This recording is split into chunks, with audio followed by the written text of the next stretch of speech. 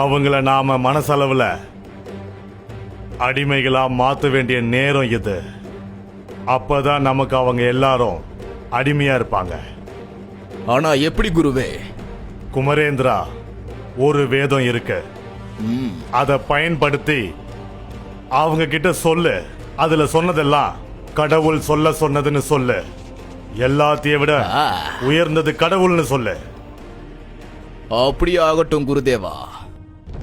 கடவுளோட தலையிலிருந்து வந்தவங்க தான் பிராமணர்கள்.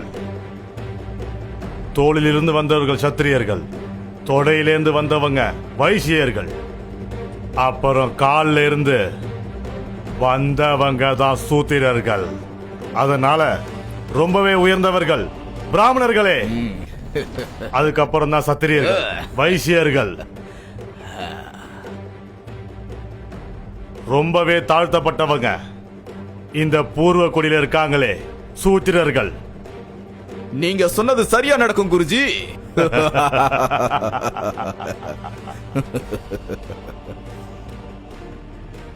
இன்னும் ஒரே ஒரு விதி இருக்கு. 4வது வர்ணத்தோட கடமை என்னன்னா, அவன் படிக்க கூடாது. அவனுக்கு மேல உள்ள ஜாதிகளுக்கு அவன் சேவை செய்யணும். இதுதான் தர்மம்.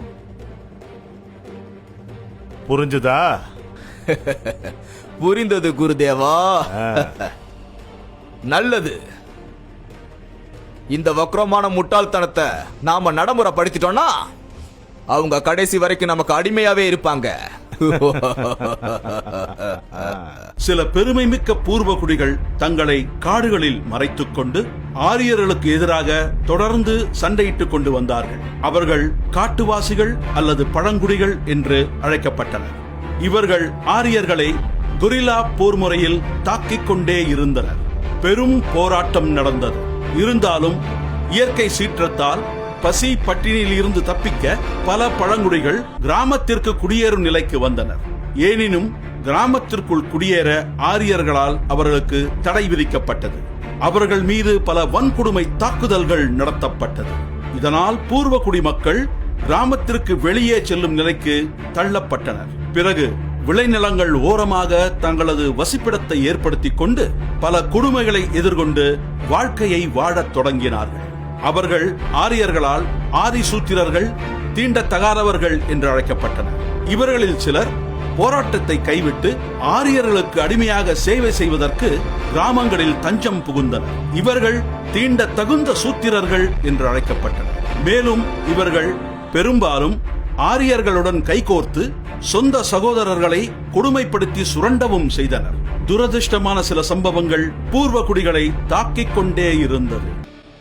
குருவே, சில சூத்திரர்கள் நமக்கு விருப்பப்பட்டே அடிமையாக இருக்க விரும்புகிறார்கள். நாம் என்ன செய்ய வேண்டும் குருவே? அவர்களை வீட்டில் அனுமதித்து வேலைகளை செய்ய சொல்லுங்கள். ஆனால் அவர்களை உங்களோடு ஒருபோதும் சேர்த்துக் கொள்ளாதீர்கள். அவர்களுக்கு மீதமுள்ள உணவுகள் மட்டுமே தர வேண்டும். புதிதாக எதுவுமே தரக்கூடாது. அடிமை காதணியை அணியுங்கள். அது ஒன்றுதான் வேறுபடுத்தி காட்டும். அவர்கள் எப்பொழுதும் நமக்கான அடிமைகள். நாம் குளித்த பிறகு அந்த அழுக்கு நீரை அவர்களை குடிக்க செய்யுங்கள்.